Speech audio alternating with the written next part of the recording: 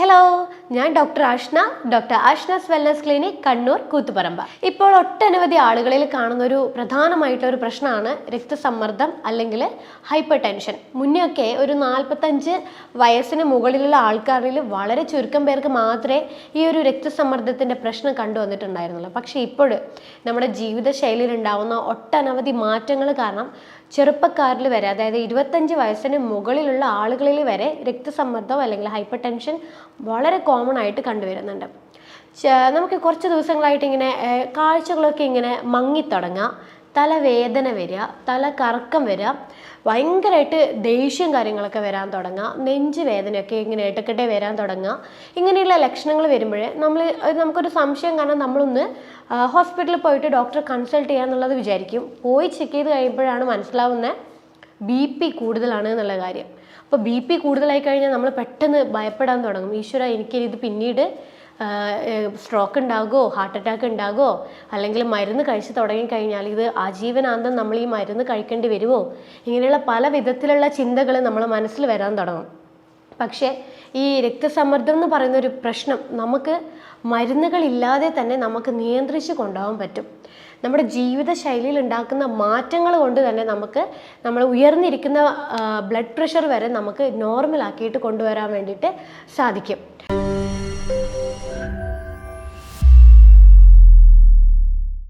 ഈ blood pressure എന്ന് പറഞ്ഞാൽ അറിയാലോ, നമ്മുടെ രക്തക്കുഴലുകളിലേക്ക് വരുന്ന സമ്മർദ്ദം അല്ലെങ്കിൽ പ്രഷറിനെയാണ് രക്തസമ്മർദ്ദം എന്ന് പറയുന്നത്, അല്ലെങ്കിൽ ബ്ലഡ് പ്രഷർ എന്ന് പറയുന്നത്. ഓരോ തവണ നമ്മൾ ഹാർട്ട് ഇങ്ങനെ വികസിച്ച് ചുരുങ്ങി അങ്ങനെ വരുമ്പോഴാണ് നമ്മൾ ഹാർട്ടിൽ നിന്ന് ബ്ലഡ് വെസൽസിലേക്ക് അല്ലെങ്കിൽ രക്തക്കുഴലുകളിലേക്ക് ഓക്സിജൻ അടങ്ങിയിട്ടുള്ള ബ്ലഡിനെ പമ്പ് ചെയ്ത് വരുന്നത്. പക്ഷേ ഈ രക്തസമ്മർദ്ദം കൂടിയിരിക്കുക എന്ന് പറഞ്ഞു കഴിഞ്ഞാൽ നമ്മുടെ രക്തക്കുഴലുകളിലേക്ക് കൂടുതലായിട്ടുള്ള സമ്മർദ്ദം അല്ലെങ്കിൽ പ്രഷർ വരുമ്പോൾ കൂടുതലായിട്ട് നമ്മുടെ ഹാർട്ടിന് പമ്പ് ചെയ്യേണ്ടി വരും. കൂടുതൽ ഹാർഡായിട്ട് പ്രഷറൈസ് ചെയ്തിട്ട് പമ്പ് ചെയ്യേണ്ടി വരും. ഇങ്ങനെ നമ്മൾ മുന്നോട്ടിങ്ങനെ നമ്മൾ BP കൺട്രോൾ ഇല്ലാണ്ട് പോയി കഴിയുമ്പോഴാണ് നമുക്ക് കോംപ്ലിക്കേഷൻസ് സ്റ്റാർട്ട് ചെയ്യുക. അതായത് നമുക്ക് രക്തക്കുഴലുകൾ പൊട്ടി നമുക്ക് സ്ട്രോക്കിൻ്റെ പ്രശ്നങ്ങൾ ഉണ്ടാവാൻ ചാൻസ് ഉണ്ട്. അതുപോലെ നമുക്ക് ഹാർട്ട് അറ്റാക്ക് ഇങ്ങനെയുള്ള കോംപ്ലിക്കേഷൻസ് ഉണ്ടാവാനുള്ള ചാൻസസ് ഉണ്ട്. അപ്പോൾ നമുക്ക് ഈ രക്തസമ്മർദ്ദം നിയന്ത്രിക്കാൻ എന്തൊക്കെ കാര്യങ്ങൾ ചെയ്യണം, എന്തുകൊണ്ടാണ് രക്തസമ്മർദ്ദം വരുന്നത്, ഇതിനെക്കുറിച്ചാണ് ഞാൻ ഈ വീഡിയോയിൽ സംസാരിക്കാൻ പോകുന്നത്. എന്തുകൊണ്ടാണ് രക്തസമ്മർദ്ദം വരുന്നത്? ഇത് ഒരു ജീവിതശൈലിയായിട്ട് ബന്ധപ്പെട്ടുള്ള ഒരു രോഗമാണ് രക്തസമ്മർദ്ദം എന്ന് പറയുന്നത്. മദ്യപാനം, തുടർച്ചയായിട്ട് മദ്യപിക്കുന്ന ആളുകളിൽ രക്തസമ്മർദ്ദം സ്വാഭാവികമായിട്ട് ഉണ്ടാവും. പിന്നെ നമ്മുടെ ഭക്ഷണ രീതികളിൽ നമ്മൾ ഓയിലി അടങ്ങിയിട്ടുള്ള ഭക്ഷണങ്ങളും ജങ്ക് ഫുഡ്സൊക്കെ നമ്മൾ കൂടുതലായിട്ട് കഴിക്കുന്നുണ്ട്. സോഡിയം കൂടുതലായിട്ട് അടങ്ങിയിട്ടുള്ള ഭക്ഷണങ്ങൾ നമ്മൾ കഴിക്കുമ്പോഴൊക്കെ നമുക്ക് BP അല്ലെങ്കിൽ ഹൈ ബ്ലഡ് പ്രഷർ വരാനുള്ള ചാൻസ് ഉണ്ട്. പിന്നെ നമുക്ക് ടെൻഷൻ, സ്ട്രെസ്സ് ഇങ്ങനെയുള്ള കാര്യങ്ങൾ വരുമ്പോൾ നമുക്ക് BP കൂടാം. അതുപോലെ നമുക്ക് വ്യായാമം ഇല്ലാതിരിക്കുക, അമിതവണ്ണം ഉണ്ടാകുക, കിഡ്നിക്ക് എന്തെങ്കിലും പ്രശ്നങ്ങളോ കാര്യങ്ങളോ ഉണ്ടാകുക, ഇങ്ങനെയുള്ള കാര്യങ്ങൾ കൊണ്ട് നമുക്ക് BP കൂടുതലായിട്ട് ഉണ്ടാവാം. അപ്പോൾ ഈ BP എന്ന് പറയുമ്പം അതിൻ്റെ നോർമൽ റേഞ്ച് 120-80 പക്ഷേ ഹൈ ബ്ലഡ് പ്രഷർ എന്ന് പറയുന്നത് 140-90 മുകളിൽ വരുന്നതിനെയാണ് നമുക്ക് രക്തസമ്മർദ്ദം, ഉയർന്ന രക്തസമ്മർദ്ദം എന്ന് നമുക്ക് പറയാൻ പറ്റുന്നത്. ഈ രക്തസമ്മർദ്ദം വന്നു കഴിഞ്ഞാൽ പൊതുവേ എല്ലാവർക്കും ഈ ഒരു വേദന, ഈ ചെസ്റ്റ് സൈഡിലൊരു വേദന ഇങ്ങനെ ഇടയ്ക്കിടയ്ക്ക് ഇങ്ങനെ വന്നുകൊണ്ടിരിക്കും. അപ്പോൾ നമ്മൾ തിരിച്ചറിയേണ്ടത്, നമ്മൾക്ക് രക്തസമ്മർദ്ദം പല രീതിയിൽ പല ഫുഡുകളും ജീവിതശൈലി ഉണ്ടാക്കുന്ന മാറ്റങ്ങളൊക്കെ കൊണ്ടുവരുമ്പോഴേ നമുക്ക് രക്തസമ്മർദ്ദം നിയന്ത്രിച്ച് നമുക്കത് നോർമലിലേക്ക് കൊണ്ടുവരാൻ പറ്റും. ഇപ്പോൾ മരുന്ന് കഴിക്കുന്ന ആൾക്കാരായാലും, BPയുടെ മരുന്ന് കഴിക്കുന്ന ഒട്ടനവധി ആൾക്കാരുണ്ട്. അവർക്കായാലും ജീവിതശൈലിയിൽ ഉണ്ടാക്കുന്ന മാറ്റങ്ങൾ കൊണ്ട് ആ ഒരു മരുന്ന്, അതായത് BP നോർമൽ ആവുന്നതിനനുസരിച്ച് നമുക്ക് BPയുടെ മരുന്ന് പതുക്കനെ ഡോക്ടറുടെ സഹായത്തോടു കൂടെ തന്നെ നമുക്ക് മരുന്നുകൾ നിർത്താനും പറ്റും. BP എപ്പോഴും ഒരു നോർമൽ റേഞ്ചിൽ നിൽക്കുകയും ചെയ്യും. BP കൊണ്ടുണ്ടാവുന്ന കോംപ്ലിക്കേഷൻസ്, അതായത് ഭാവിയിൽ ഉണ്ടാവുന്ന ഇതുപോലെ സ്ട്രോക്ക്, ഹാർട്ട് അറ്റാക്ക് പോലത്തെ ബുദ്ധിമുട്ടുകളൊക്കെ, രക്തക്കുഴൽ പൊട്ടാനുള്ള ചാൻസസ് ഒക്കെ നമുക്ക് ഈ ജീവിതശൈലിയിൽ മാറ്റങ്ങൾ വരുത്തി കഴിഞ്ഞാൽ നമുക്ക് ഒഴിവാക്കാൻ വേണ്ടിയിട്ട് സാധിക്കും. അപ്പം എങ്ങനെയാണ് നമ്മളൊരു ജീവിതശൈലി നിയന്ത്രിക്കേണ്ടത്? BP കുറയാൻ നമ്മൾ എന്തൊക്കെ കാര്യങ്ങൾ ചെയ്യണം? നമുക്ക് എല്ലാവർക്കും BP ഫേസ് ചെയ്യുന്ന എല്ലാവർക്കും ഈ ഒരു കാര്യങ്ങൾ നമ്മൾ ശ്രദ്ധിക്കുകയാണെങ്കിൽ നമുക്ക് മരുന്ന് ഉപയോഗിക്കുന്നവർക്ക് വരെ മരുന്ന് നിർത്താം. പിന്നെ കൂടുതൽ കോംപ്ലിക്കേഷൻസ് ഭാവിയിൽ ഒരിക്കലും ഉണ്ടാവില്ല. നമ്മൾ ഒരിക്കലും ടെൻഷൻ ആവരുത്. BP ഉണ്ടല്ലോ, അതുകൊണ്ട് നമുക്കിനി ഭാവിയിൽ ഇത്രയും പ്രശ്നങ്ങൾ ഇനി ഉണ്ടാകുമോ എന്നുള്ള കാര്യം നമ്മൾ ഒരിക്കലും മനസ്സിൽ വെക്കരുത്. നമ്മൾക്ക് എങ്ങനെയെങ്കിലും പെട്ടെന്ന് മരുന്നുകളില്ലാതെ ഇതെങ്ങനെയെങ്കിലും കുറച്ച് നോർമലിലേക്ക് കൊണ്ടുവരാനുള്ള കാര്യങ്ങൾ ചെയ്യാൻ പറ്റും. അപ്പോൾ അത് എന്തൊക്കെയാണ് ചെയ്യേണ്ടത്? 5 മെത്തേഡ്സ് ആണ് നിങ്ങൾ നിങ്ങളുടെ ജീവിതശൈലിയിൽ മാറ്റങ്ങൾ വരുത്തേണ്ടത്. 5 കാര്യങ്ങൾ ചെയ്യുന്നത് വഴി നിങ്ങൾക്ക് BP നോർമലാക്കി കൊണ്ടുവരാൻ വേണ്ടി ശ്രദ്ധിക്കാം. അതിൽ നേരത്തെ ഞാൻ പറഞ്ഞു ചില കാരണങ്ങൾ എന്തുകൊണ്ടാണ് നമുക്ക് BP ഉണ്ടാവുന്നത് എന്നുള്ളത്. അപ്പോൾ BP ഉണ്ടാവുന്ന കാരണങ്ങളിൽ എന്തെങ്കിലും നിങ്ങൾക്കുണ്ടെങ്കിൽ നിങ്ങൾ ആ കാരണങ്ങൾ ഒഴിവാക്കാനാണ് ആദ്യം ശ്രദ്ധിക്കേണ്ടത്. അതായത് നമ്മൾക്ക് ആദ്യം പറയേണ്ടത് ടെൻഷൻ, സ്ട്രെസ്സാണ്. അതായത് നമ്മൾ ഒരു നോർമൽ ഒരു ചുറ്റുപാട്, നമ്മൾ ചുറ്റുപാട് എന്ന് പറയുന്നത് ഇപ്പം ചിലവർക്ക് ജോലിയുടെ ഭാഗമാകാം, അല്ലെങ്കിൽ ചിലർക്ക് ഫാമിലിയുടെ ഭാഗമായിട്ടാവാം. സ്ട്രെസ്സ്, ടെൻഷൻ കൊണ്ട് നമുക്ക് BP കൂടാം. കാരണം ഈ ടെൻഷൻ, സ്ട്രെസ്സ് നമ്മളെ ശരീരത്തിൽ വന്നു കഴിഞ്ഞാൽ കോർട്ടിസോൾ എന്നൊരു ഹോർമോൺ ഉണ്ട്. ഈ കോർട്ടിസോൾ സ്ട്രെസ് ഹോർമോണാണ് കോർട്ടിസോൾ എന്ന് പറയുന്നത്. ഈ ഹോർമോൺ നമ്മുടെ രക്തക്കുഴലുകളിലേക്ക് കൂടുതലായിട്ട് സമ്മർദ്ദം ഉണ്ടാക്കാൻ വേണ്ടിയിട്ട് കാരണമാകും. അപ്പോൾ നമ്മൾ തുടർച്ചയായിട്ടുള്ള സ്ട്രെസ് ആയിട്ടുള്ള ഒരു എൻവിറോൺമെൻറ്റ് അല്ലെങ്കിൽ ഒരു ചുറ്റുപാടിലാണ് നമ്മൾ ജീവിക്കുന്നതെങ്കിൽ നമ്മൾ മാക്സിമം അത് കുറക്കാൻ വേണ്ടിയിട്ടുള്ള കാര്യങ്ങൾ നമ്മൾ ചെയ്യണം. ചിലപ്പോൾ നമുക്ക് ഇഷ്ടമുള്ള കാര്യങ്ങൾ എന്തെങ്കിലും നമ്മൾ ഫോക്കസ് ചെയ്യുക, ഫാമിലി ആയിട്ടുള്ള ടൈം നമ്മൾ കൂടുതലായിട്ട് സ്പെൻഡ് ചെയ്യുക, ഫ്രണ്ട്ഷിപ്പ് കാര്യങ്ങളൊക്കെ നന്നായിട്ടൊന്ന് മുന്നോട്ട് കൊണ്ടുപോകാൻ വേണ്ടി ശ്രദ്ധിക്കുക, മ്യൂസിക്, നല്ല നല്ല പാട്ടുകൾ കാര്യങ്ങൾ കേൾക്കാൻ വേണ്ടി ശ്രദ്ധിക്കുക. പിന്നെ ഫിസിക്കലി എന്തെങ്കിലും കാര്യങ്ങൾ ചെയ്യുക, എക്സസൈസ് കാര്യങ്ങളോ അല്ലെങ്കിൽ വീട്ടിൽ നമ്മൾ പറമ്പിലൊക്കെ ചെയ്യാൻ പറ്റുന്ന കാര്യങ്ങളോ അല്ലെങ്കിൽ വീട്ടിൽ എന്തെങ്കിലും കാര്യങ്ങളോ അങ്ങനെ എന്തെങ്കിലും നമുക്ക് സ്ട്രെസ്സ് ഒഴിവാകാനുള്ള കാര്യങ്ങൾ ചെയ്യാൻ പറ്റുവാണെങ്കിൽ നമുക്ക് കുറേ അധികം നമുക്ക് BP കൺട്രോൾ ചെയ്യാൻ പറ്റും. നമുക്ക് ഈ ടെൻഷൻ, സ്ട്രെസ്സൊക്കെ വരുമ്പോൾ നമുക്ക് ഭയങ്കര ദേഷ്യമൊക്കെ ഉണ്ടാവും, ഇമോഷണൽ ഇറിറ്റേഷൻ കൂടുതലായിട്ടാണ് ഉണ്ടാകുക. അപ്പോൾ നമ്മൾ സ്ട്രെസ് അല്ലെങ്കിൽ ടെൻഷൻ നമ്മൾ ഒതുക്കുമ്പോഴേ നമുക്ക് ഈ പെട്ടെന്നുണ്ടാകുന്ന ദേഷ്യം കാര്യങ്ങളൊക്കെ നമുക്ക് ഒതുക്കാൻ പറ്റും. അത് കാരണം നമുക്ക് ഉയർന്ന രക്തസമ്മർദ്ദം നമുക്ക് നോർമൽ അളവിലേക്ക് കൊണ്ടുവരാൻ വേണ്ടിയിട്ട് സാധിക്കും.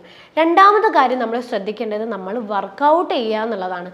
പൊതുവേ ഇപ്പം ഒരു ഭൂരിഭാഗം ആളുകൾക്കും ശരീരം പ്രത്യേകിച്ച് അനങ്ങുന്ന പണികളൊന്നും ചെയ്യുന്നില്ല.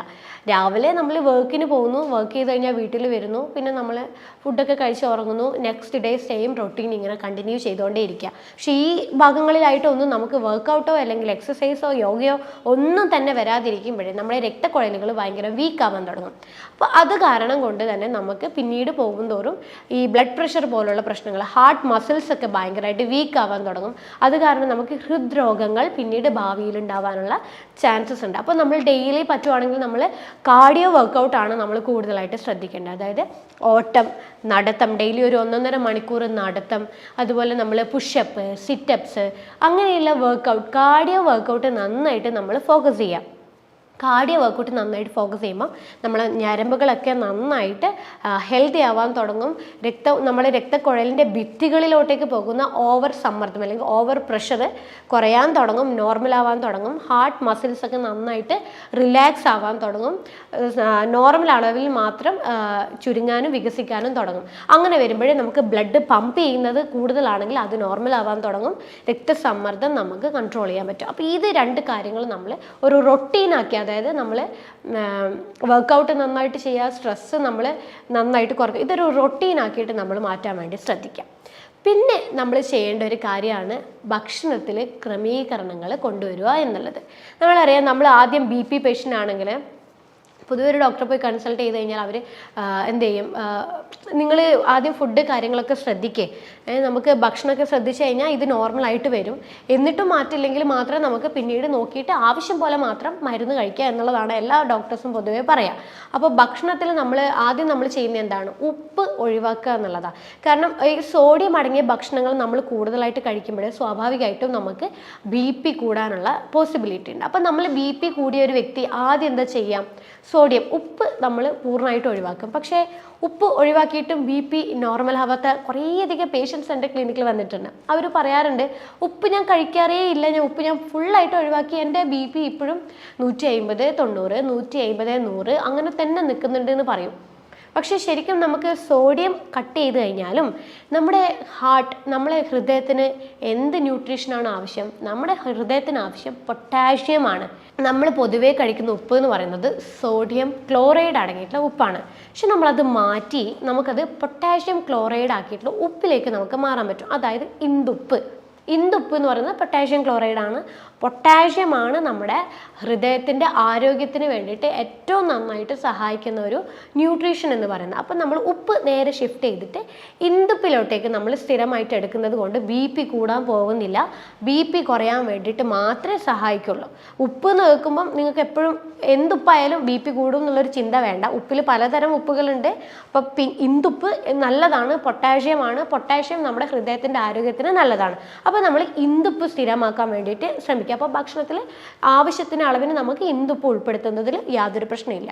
പിന്നെ ഈ പൊട്ടാഷ്യം അടങ്ങിയ ഭക്ഷണങ്ങളാണ് നമ്മൾ നന്നായിട്ട് ശ്രദ്ധിക്കേണ്ടത്. അതായത് ഈ പൊട്ടാഷ്യം അടങ്ങിയ ഭക്ഷണത്തിൽ ഏറ്റവും നല്ലോണം ഉള്ളത് നമ്മളെ നേന്ത്രപ്പഴത്തിൽ നന്നായിട്ട് പൊട്ടാഷ്യം അടങ്ങിയിട്ടുണ്ട്. അതുപോലെ തക്കാളിയിൽ പൊട്ടാഷ്യം അടങ്ങിയിട്ടുണ്ട്. വെളുത്തുള്ളിയിൽ പൊട്ടാഷ്യം അടങ്ങിയിട്ടുണ്ട്. അപ്പോൾ വെളുത്തുള്ളിയുടെ ചമ്മന്തി അല്ലെങ്കിൽ വെളുത്തുള്ളി ചുട്ടിട്ട് 2 എണ്ണമൊക്കെ ഡെയിലി കഴിക്കുന്നത് നമുക്ക് BP കുറയാൻ വേണ്ടിയിട്ട് നല്ലതാണ്. അതുപോലെ നമ്മൾ ഈ വാൾനട്ടിലൊക്കെ പൊട്ടാഷ്യം നന്നായിട്ട് അടങ്ങിയിട്ടുണ്ട്. ഫ്ലാക്സ് സീഡിൽ പൊട്ടാഷ്യം നന്നായിട്ട് അടങ്ങിയിട്ടുണ്ട്. പിന്നെ ഒരുവിധം എല്ലാ വെജിറ്റബിൾസിലും ഫ്രൂട്ട്സിലും നന്നായിട്ട് പിന്നെ പൊട്ടാഷ്യം അടങ്ങിയിട്ടുണ്ട്. പക്ഷേ നമ്മൾ ഫ്രൂട്ട്സും വെജിറ്റബിൾസും നമുക്ക് എന്തോരം കഴിക്കാൻ പറ്റും? നമുക്കൊരു ലിമിറ്റിലല്ലേ കഴിക്കാൻ പറ്റുള്ളൂ. പക്ഷേ നമുക്ക് എത്ര ഫ്രൂട്ട്സ് കഴിഞ്ഞാൽ നമുക്ക് ഡെയിലി റിക്വയർമെൻറ്റ് കണക്കിന് നമുക്ക് ഒരിക്കലും പൊട്ടാഷ്യം ബോഡിയിലേക്ക് കിട്ടില്ല. അതിനാണ് നമ്മൾ പൊട്ടാഷ്യം ക്ലോറൈഡ് അടങ്ങിയ ഇന്ദുപ്പ് നമുക്ക് ഉൾപ്പെടുത്തേണ്ടത്. അപ്പം വെജിറ്റബിൾസ് നല്ല തോതിൽ ഉൾപ്പെടുത്തുക, ഇന്ദുപ്പ് നമ്മൾ ഡെയിലി ഭക്ഷണത്തിൽ ഉൾപ്പെടുത്താൻ വേണ്ടിയിട്ട് ശ്രദ്ധിക്കുക. അപ്പം ഇത്രയും ഫുഡുകൾ നമ്മൾ ഉൾപ്പെടുത്താൻ വേണ്ടിയിട്ട് ശ്രദ്ധിക്കുക.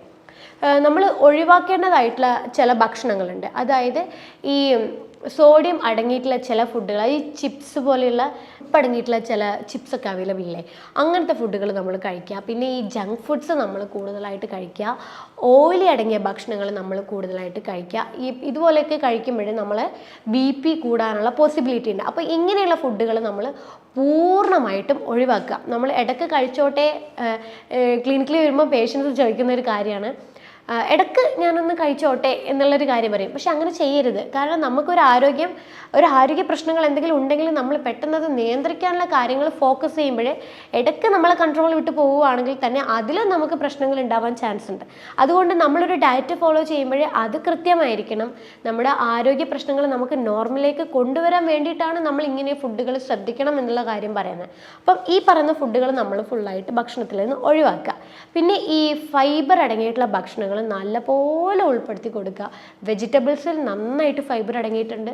ഫ്രൂട്ട്സിൽ നന്നായിട്ട് ഫൈബർ അടങ്ങിയിട്ടുണ്ട്. അതുപോലെ നമ്മുടെ തവിടോട് കൂടിയുള്ള ധാന്യങ്ങൾ, അപ്പം നമുക്ക് തവിടോടുകൂടിയുള്ള മില്ലറ്റ്സ് അവൈലബിൾ ആണ്. അതുപോലെ oats, rolled oats, steel cut oats, അങ്ങനെയുള്ള പിന്നെ അരി, തവിടോട് കൂടിയുള്ള അരി, അങ്ങനെയുള്ളതൊക്കെ നമ്മൾ ദിവസവും ഉൾപ്പെടുത്തുകയാണെങ്കിൽ നമുക്ക് BP ഒരിക്കലും കൂടില്ല. ഒരു നിയന്ത്രണം, ആ ഒരു 120, 80, 130, 90, 80 എന്ന് പറഞ്ഞൊരു റേഞ്ചിൽ എപ്പോഴും നോർമലായിട്ട് തന്നെ ഉണ്ടാകും. പിന്നെ നമ്മൾ നാലാമതായിട്ട് ശ്രദ്ധിക്കേണ്ട കാര്യമാണ് ഉറക്കം. എത്ര ഡീപ്പായി നമുക്കൊരു 6 മണിക്കൂർ തൊട്ട് 8 മണിക്കൂറോളം നമുക്ക് ഉറങ്ങാൻ കഴിയുന്നോ അത്രത്തോളം BP നമ്മുടെ ശരീരത്തിൽ കുറയാൻ തുടങ്ങും. അതായത് നമ്മൾ ഉറങ്ങുമ്പോഴേ നമ്മുടെ ശരീരത്തിൽ ഫിസിക്കലി ആയാലും മെൻ്റലി, അതായത് ശാരീരികപരമായാലും മാനസികപരമായാലും നമ്മൾ വളരെ റിലാക്സ് ആയിട്ടാണ് ഉണ്ടാകുക. അപ്പോൾ അങ്ങനെയുള്ളൊരു വ്യക്തിക്ക് നോർമലായിട്ട് തന്നെ BP കൺട്രോൾ ചെയ്യാൻ പറ്റും. അഥവാ നേരത്തെ നിങ്ങൾക്ക് സ്ട്രെസ്സ്, ടെൻഷൻ കാരണം ഉറങ്ങാൻ പറ്റുന്നില്ലെങ്കിൽ നേരത്തെ പറഞ്ഞ പോലെ ഈ സ്ട്രെസ്സ്, ടെൻഷൻ കുറയ്ക്കാനുള്ള കാര്യങ്ങൾ ചെയ്ത് കഴിഞ്ഞാൽ തന്നെ നിങ്ങൾക്ക് ഉറക്കം താനെ വരാൻ തുടങ്ങും. അപ്പോൾ ദിവസവും നന്നായിട്ട് ഉറങ്ങാൻ വേണ്ടിയിട്ട് ശ്രദ്ധിക്കുക. പിന്നെ വെള്ളം നന്നായിട്ട് കുടിക്കുക. ദിവസവും വെള്ളം നമ്മുടെ ശരീരത്തിന് അത്യാവശ്യമായിട്ടുള്ളൊരു കാര്യമാണ്. എന്ത് ശരീരത്തിൻ്റെ വിഷാംശങ്ങളായാലും എന്ത് കാര്യങ്ങൾ നിയന്ത്രിക്കണമെങ്കിലും നമ്മുടെ ശരീരത്തിന് വെള്ളം വേണം. അപ്പം നന്നായിട്ട് വെള്ളം നമ്മൾ കൊടുക്കുക. അതായത് 20 കിലോന് 1 ലിറ്റർ എന്നുള്ളൊരു കണക്കിന് നമ്മൾ വെള്ളം കുടിക്കുക. നമ്മൾ കിഡ്നി സപ്പോർട്ടോട് കൂടിയൊക്കെയാണ് നമ്മളെ BP നിയന്ത്രിക്കുന്നത്. അപ്പോൾ കിഡ്നിക്ക് വെള്ളം വേണം. രക്തശുദ്ധീകരണത്തിനായാലും മറ്റ് പല മിനറൽസ് ആയാലും വൈറ്റമിൻസ് ആയാലും ഇലക്ട്രോലൈറ്റ് ആയിട്ടുള്ള സോഡിയം, പൊട്ടാഷ്യം ഒക്കെ കൺട്രോൾ ചെയ്യണമെങ്കിൽ വെള്ളം അത്യാവശ്യമാണ്.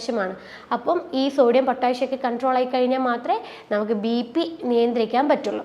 അപ്പോൾ ഈ 5 കാര്യങ്ങളാണ് ശരിക്കും നിങ്ങൾ BP കുറയാൻ വേണ്ടിയിട്ട് നിങ്ങൾ ശ്രദ്ധിക്കേണ്ടത്. ഈ 5 കാര്യങ്ങൾ ചെയ്യുമ്പം തന്നെ നിങ്ങൾക്ക് മനസ്സിലാക്കാൻ പറ്റും BP ഒക്കെ താനെ കുറഞ്ഞ് ഒരു 2-3 മാസങ്ങൾ കൊണ്ട് നിങ്ങളുടെ BP നോർമൽ സ്റ്റേജിലോട്ടേക്ക് വരാൻ തുടങ്ങും. BPയുടെ മരുന്ന് കഴിക്കാത്തവർക്ക് BP ഇത്രയും ഒരു ലൈഫ് സ്റ്റൈൽ മോഡിഫിക്കേഷൻ കൊണ്ട് നോർമലിലോട്ടേക്ക് കൊണ്ടുവരാൻ പറ്റും. അതുപോലെ BP മരുന്ന് കഴിക്കുന്നവർക്കായിക്കോട്ടെ അവർക്കും ഇത് നോർമലോട്ടേക്ക് കൊണ്ടുവരാൻ പറ്റും. ഇനി ഈ BPയുടെ മരുന്ന് കഴിക്കുന്നവർക്ക് സിങ്ക് കുറയാൻ തുടങ്ങി. ഈ ഡയൂററ്റിക്സ് പോലത്തെ BPയുടെ മരുന്ന് കഴിക്കുന്നവർക്ക് ഈ ഡയൂററ്റിക്സിൻ്റെ യൂസേജ് കാരണം സിങ്ക് ശരീരത്തിൽ കുറയാൻ തുടങ്ങും. അപ്പോൾ ഈ സിങ്ക് ശരീരത്തിൽ കുറയാൻ തുടങ്ങിക്കഴിഞ്ഞാൽ നൈട്രിക് ഓക്സൈഡ് എന്ന് പറയുന്ന ഒരു കണ്ടൻറ്റ് നമ്മുടെ ബോഡിയിൽ കുറയും. ശരിക്കും ഈ നൈട്രിക് ഓക്സൈഡ് എന്ന് പറയുന്നത് നമ്മുടെ ബോഡിയിൽ നാച്ചുറലി ഉണ്ടാക്കുന്ന ഒരു ന്യൂട്രീഷനാണ്. അപ്പം ഈ നൈട്രിക് ഓക്സൈഡ് നമ്മുടെ ബോഡിയിൽ ഈ സിങ്ക് കുറയുന്നതിൻ്റെ ഭാഗമായിട്ട് കുറയാൻ തുടങ്ങും. നൈട്രിക് ഓക്സൈഡ് നമ്മുടെ രക്തക്കുഴലുകൾ റിലാക്സ് ചെയ്യാൻ വേണ്ടിയിട്ടാണ് നൈട്രിക് ഓക്സൈഡ് നമ്മൾ ശരീരം പ്രൊഡ്യൂസ് ചെയ്യുന്നത്. അപ്പോൾ ഈ BPയുടെ മരുന്ന് കഴിക്കുന്നവർക്ക് ഈ സിങ്ക് കുറയുന്നതിൻ്റെ ഭാഗമായി നൈട്രിക് ഓക്സൈഡ് കുറയുന്നത് കൊണ്ടാണ് BP ഒരിക്കലും നോർമലായിട്ട് വരാത്തതിൻ്റെ മെയിൻ കാര്യം. കാരണം നൈട്രിക് ഓക്സൈഡ് ബോഡിയിൽ ഉണ്ടെങ്കിൽ മാത്രമേ രക്തക്കുഴലുകൾ റിലാക്സായി നോർമൽ ഒരു സമ്മർദ്ദത്തിൽ നമ്മുടെ രക്തക്കുഴലുകളിലൂടെ രക്തത്തിനെ ഫ്ലോ ചെയ്ത് അല്ലെങ്കിൽ പാസ് ചെയ്ത് നമ്മളെ ഹൃദയത്തിന് കൊടുക്കാൻ കഴിയുള്ളൂ.